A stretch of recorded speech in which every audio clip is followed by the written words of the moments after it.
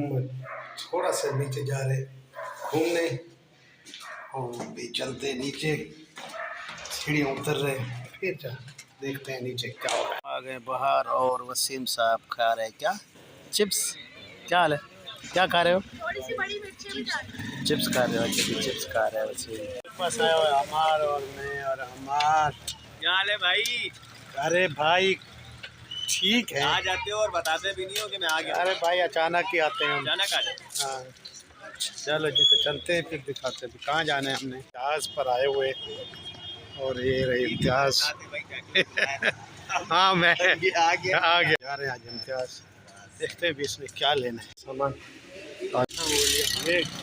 और निकल रहे हैं मैं और ये रहा वसीम। चलो आ जाओ वसीम।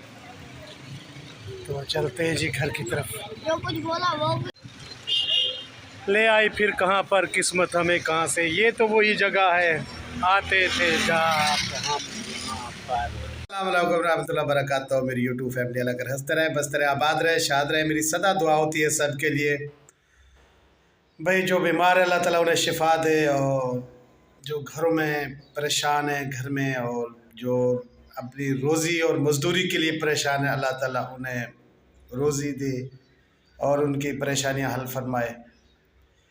और जो बेइत्तेफाकी अल्लाह ताला सब में इत्तेफाक लाए और प्यार मोहब्बत रखने की तौफीक दे आपस में अल्लाह ताला। तो मेरी साथ दुआ होती है भी मुनाफ़क़त ख़त्म हो जाए तो बहुत अच्छी बात है। तो जी बात करते हैं आज मैं बताऊं भी मेरी जो तारा बेटी है जहाँ जिस गांव में गई है ऐसे ही हमारा गांव होता था और मेरा अबू और मेरी अम्मी इसी कल्चर के हैं। जो कल्चर आज तारा ने आपको दिखाया अपने ब्लॉग में जाके देखे तारा के में उसी कल्चर के मेरे माँ और बाप थे। तो ऐसे हमारे पास मतलब ये गाय और ये दूध बनाना लस्सी बनाना ऐसे ही हमारा जो है ना बड़ों का ये कल्चर है हमारा।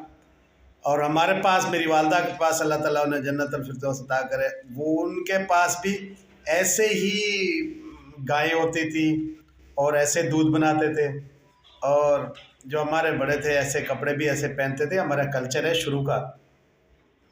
और तब किसी ने नहीं दिखाया तो खैर तारा बेटी ने दिखाया कल्चर और मेरा दिल बहुत खुश हुआ भी। हमारे माँ बाप दादा दादी जो लिबास पहनते थे और जो गायें और भैंस और दूध मक्खन ये वो आपने उसने दिखाया आप लोगों को। तो हमारा कल्चर यही है। तो बहुत अच्छा हमारा कल्चर है। तो आप इंशाल्लाह आप देखेंगे आपको पसंद आएगा हमारा कल्चर। तो बाकी आगे की बात यह है कि भाई कितना अच्छे अच्छे व्लॉग दिखा रही है आपको तारा।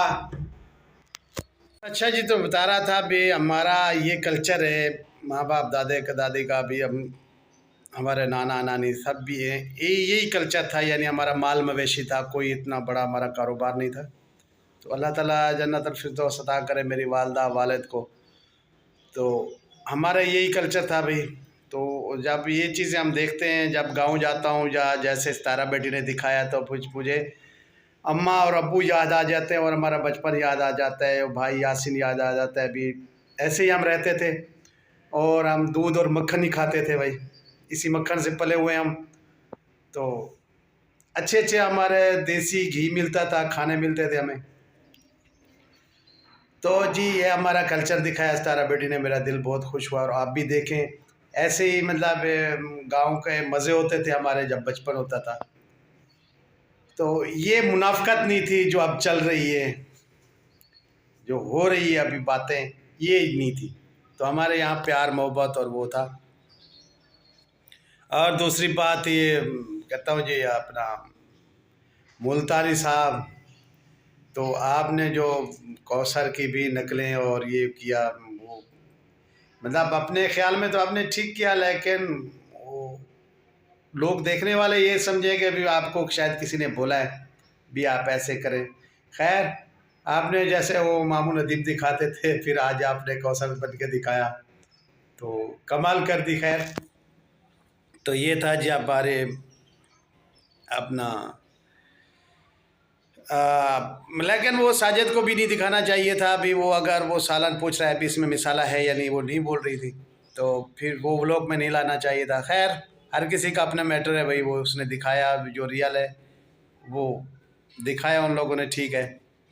दूसरी बात ही करते जी, तीसरी बात ये है अभी फिर जो है ना हेटर सलमा के और चीज़ के असगर साहब के, फिर वो बात लाए भी धमकी दे रहे थे और रुबीना को नहीं ले जाने दे रहे थे। तो जी ये सब झूठ है। वो अपनी मर्जी करती है, अकेली रह रही थी, अपनी मर्जी से उसको किसी ने नहीं रोका, किसी बेटे ने या किसी की धमकी में वो बिल्कुल नहीं थे कि भी वो ना जाए। हाँ, उसका वीज़ा नहीं लग रहा हो तो, और किसी को बता भी नहीं रही थी भाई, वो किसी के साथ शेयर नहीं किया।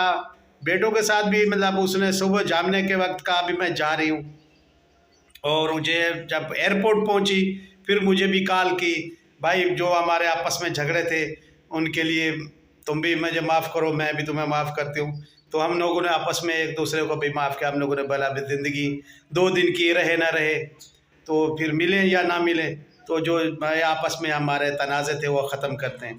तो किसी ने नहीं रोका उसे, तो उसकी किस्मत में लिखा हुआ भी था अभी उसने मदीने पाक जाना था। लेकिन ये उसके जो है सपोर्टर वगैरह बोल रहे हैं भी वो दिलबर ने रोका, धमकी दी, धमकी बावजूद भी वो चली गई सलमा को अपोर्ट करने। तो भाई किसी ने नहीं रोका था, तो उनकी अपनी मर्जी। आप पहले रोका था उन लोगों ने, लेकिन अब तो उनसे किसी को बताया भी नहीं। उस टाइम बताया भी मतलब जिस टाइम वो जा रही थी, लेकिन उसको अपनी मर्जी करती है, उसको रोकने का कोई हमें सिस्टम ही नहीं बनता था ना। हमें कोई टेंशन है जाने के बाद भी तारा के पास क्यों जा रही। लेकिन जैसे दिलबर ने कहा भी अल्लाह करे कोई नया कोई बात कोई वो ना लाए, क्योंकि आपको पता है असगर साहब तो बात करने से भाई से नहीं रहा। तो ये तो फिर भी वो दिलबर की वालदा है। खैर अल्लाह ताला ने सलामत ले आए। और भाई छोटे बच्चों पर बात ऐसे है कि छोटा बच्चा जो बेबे अल्लाह ताला वो सलामत दे, उन्हें सही सलामत बच्चा भी हो जाए इनका।